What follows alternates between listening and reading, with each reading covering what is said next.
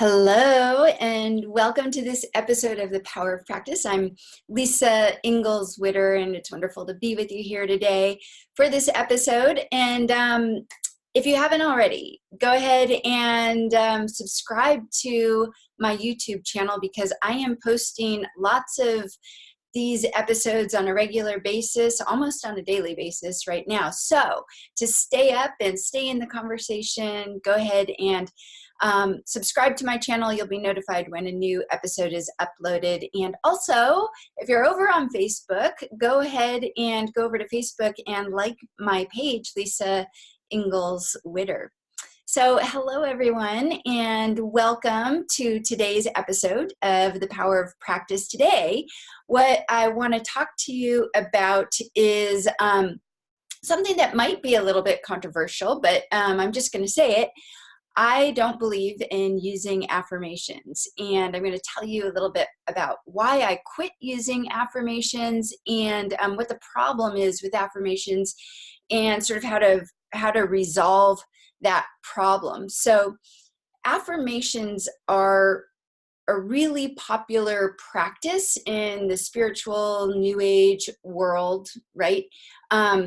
But like I said, several years ago, or quite a while ago, I gave up using the practice of affirmations and actually stopped even using them with any of my clients or any of the work that I was doing, because I discovered something that completely shifted my mind about affirmations. So I'm going to get into that in just a minute.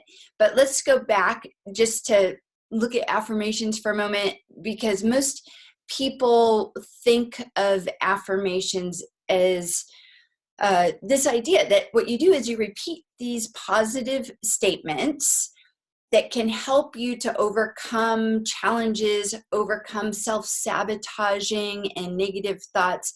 And the idea is that when you repeat affirmations often enough, that you begin to believe them, and that you start to see these positive changes in your life. And a lot of people hold the belief that affirmations actually reprogram the subconscious mind and encourage us to believe certain things about ourselves or about our life or about the world and our place in it. And I think that there are actually two problems with that line of thinking. And this particular first problem, I'm sure most of you who've been on the path for a while have heard about this and know about it, but I'm just going to put it out there and remind you, and maybe some of you don't know this. But the first thing is, and I believe that any good coach, therapist, or counselor should tell you this, which is that unless you actually believe the affirmation that you're saying, it's not going to work. Right? I don't think that this is anything new. There's so much information out there now about the power of beliefs in our subconscious mind and overcoming subconscious sabotaging thoughts. So there are a lot of ways to determine if your subconscious mind does or doesn't believe the affirmation that you're saying. And I think one of the most powerful, easiest ways to know if you believe your affirmation is that you will see the direct evidence of it in your outer world. That's a sure sign that you actually believe in your affirmation. But another sort of sidetracked way that a lot of coaches use, and I think it's a really good way to determine if you have a limiting belief, that a subconscious limiting belief that is keeping you from believing your affirmation, is to see if there are any, what we call in the coaching world, yeah buts, hanging around in there. So if you were to say the statement, an affirmation to yourself, like financial resources flow effortlessly into my life, the question would be, or the inquiry for yourself would be, to see if there was any type of sabotaging thought, what might it be? And we call them the yeah buts, because the subconscious thought might be, yeah, but if I had more money, then maybe I'd have to pay more taxes. Or if I had more money, money always brings a lot of problems. Yeah, but if I had more money, you know what? I don't really know how to manage money, so maybe I shouldn't have more money. So that's the type of work that you might be doing with a therapist or a coach or a counselor.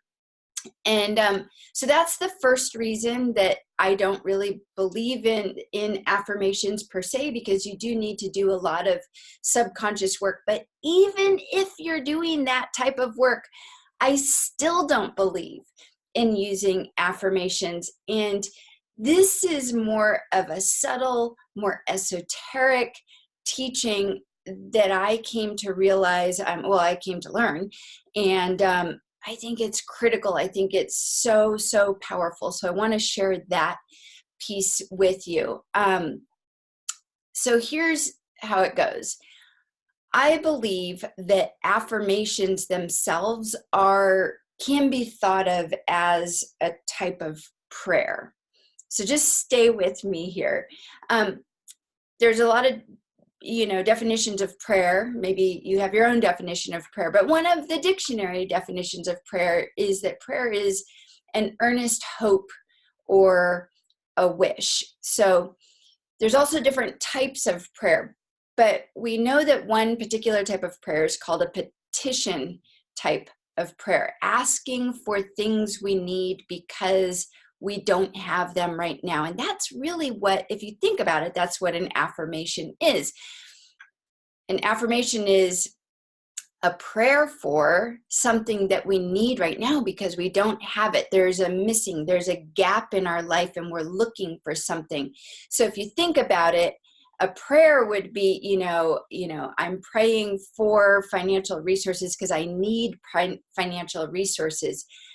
All you're doing with an affirmation is you're taking out the words I need and just replacing them with I am. Like, instead of I need financial resources, you would say I am financially prosperous. So you see, it's a very subtle thing, but in actuality, affirmations are a type of prayer. And it reminds me of Paramahansa Yogananda, who always wrote about and would say that so many people don't pray correctly. They pray as if they're begging for something, as if they don't deserve something. And he always would say, pray like you're a child of the divine who actually deserves what it is that you're asking for. And he would even go so far as to say that prayers are demands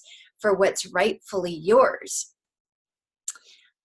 So I'm going to do a spin here and say that, in other words, what is being said is that we need to be in the proper state of reception in order for our prayers to be answered, or in order for our affirmations to work.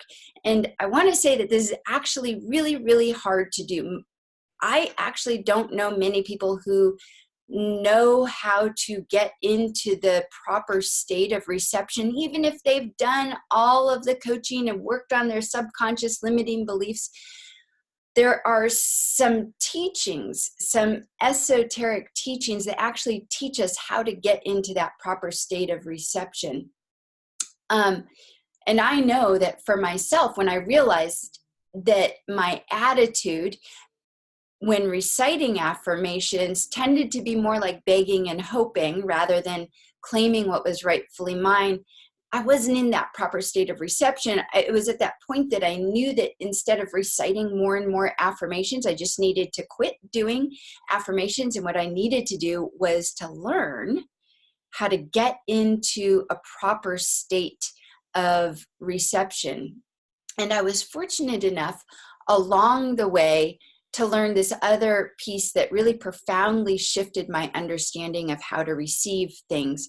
I came to understand that through the esoteric teachings of Kabbalists, this really, really gorgeous, this incredibly beautiful way of understanding the act of receiving actually being an act of giving. So Kabbalah actually means how to receive. It's about the proper way of reception. And when I discovered this really important piece that I'm going to tell you in just a moment, I had this eureka moment. I really understood that I understood how to receive, not just intellectually, but I got true gnosis, something that we've been talking about in previous episodes. I got knowledge about how receiving actually works, how affirmations work, how prayers actually work. So what I'm going to give you right now is something very, very gorgeous. And it's an esoteric teaching, which means that if you try to understand it with your intellect, you're actually not going to understand it at all. It's going to completely elude you. It's going to seem totally mysterious and cryptic. So what I invite you to do for the next few minutes, maybe about 5 minutes or so, is just let go of trying to understand and open yourself to receiving this teaching. What I'm going to read you now is a piece of a teaching from Master Kabbalah teacher Tony Kosunek, and it's quite gorgeous. So let me pull it up here on my screen. And again, this is a direct teaching. It's from, again, master teacher Tony Kosunek, and he teaches for Kabbalah Revealed. Very, very beautiful. So here's what he says. This direct quote from him. He says, let's say that there's a desire perhaps for a piece of cake, like this wonderful strawberry shortcake with whipped cream and sauce and yum, right? And there's this idea of a lack. We want this cake. There's this idea that there's a lack. And as soon as we get this cake, it touches this desire. The desire is extinguished. It's put out. We can't feel it anymore. It's impermanent. The desire for that cake, it lives and then it dies. And he goes on to say that the reason why this happens is because the pleasure is only felt at this junction point between a need and the filling of the need, right? That we have this need and the filling of the need. And the moment that the filling passes beyond the need, it can't be felt anymore. So the desire actually dies. So he goes on to say what Kabbalah wants to teach us is it wants to teach us how to find a correct way of receiving.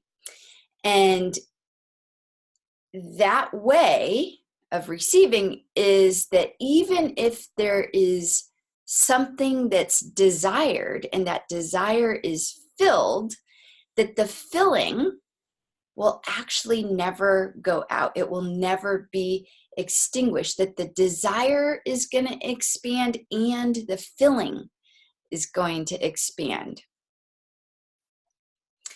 And that can only happen if we do something, and it can only happen if we're in this state in which this reception is not done for us alone, for me alone, but it's done in order to fulfill the creator, the divine.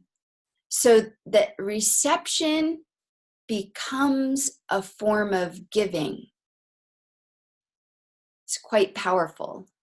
I'm going to read you this next part because this story explains it. I'm going to read directly what he says. He says, how do we do this? How can we achieve this? The Baal HaSalam gives us an analogy of a very, very beautiful and profound story about this situation of giving and receiving, right? And how to overcome it.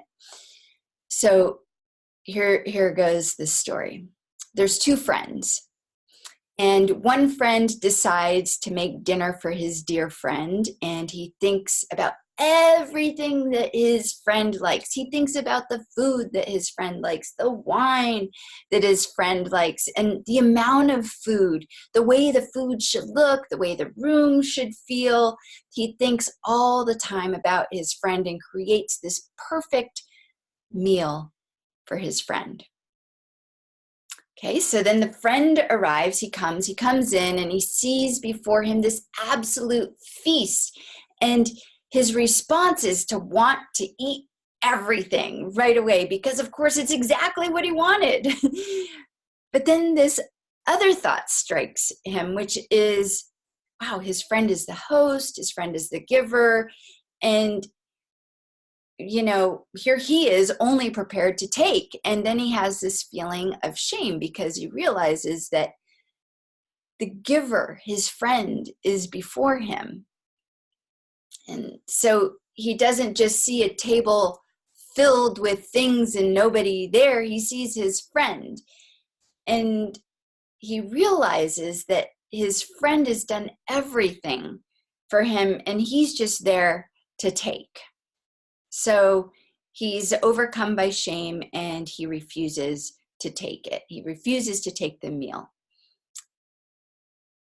So Tony Kosanek goes on to say, you know what it's like when someone gives you a big gift or something that you hadn't expected, and then suddenly you have this kind of response. You don't know where it's coming from, and you feel like, gosh, no, I can't take this. There's this sort of this quality of shame in the reception of being, in the perception, I should say, of being the receiver.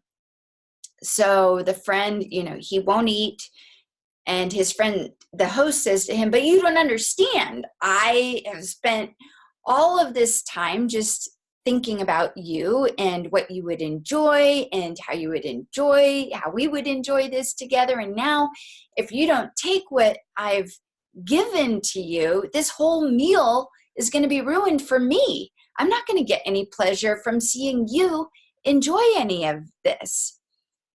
Oh my gosh. And so the guest realizes that in this situation, he's the one that really has all the control. He realizes that he's not just a receiver, right?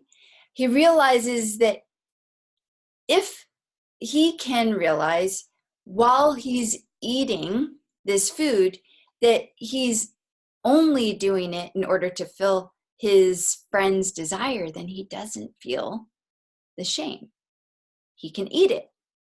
He can go ahead and he can taste it. He can enjoy it. And actually, he must enjoy it. It's not just that he eats it, that he has to enjoy it because his friend who did this for him, his enjoyment is only going to come from seeing the satisfaction of this guest. And so, in this response, the understanding of the reciprocal nature of this receiving, the guest now not only feels the delight of the food, he also understands the thought of the host, because he's thinking the same thing towards the host as the host was thinking towards him.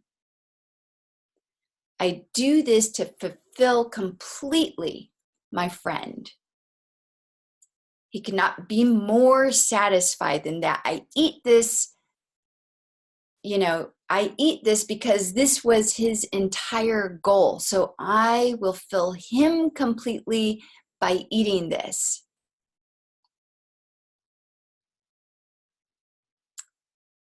So this story teaches us something about the nature of receiving. The action didn't change. The fellow, the friend came and he ate. The action didn't change, but the inner action changed. The intention behind how the guest took the food and enjoyed it makes that reception giving. So this is a very key and important thing to learn and to understand and to have gnosis of in our own lives. And I'm hoping that, I know it was a little bit longer today of an episode, but I am hoping that this story helps you to understand, number one, why I don't believe in the affirmations really work.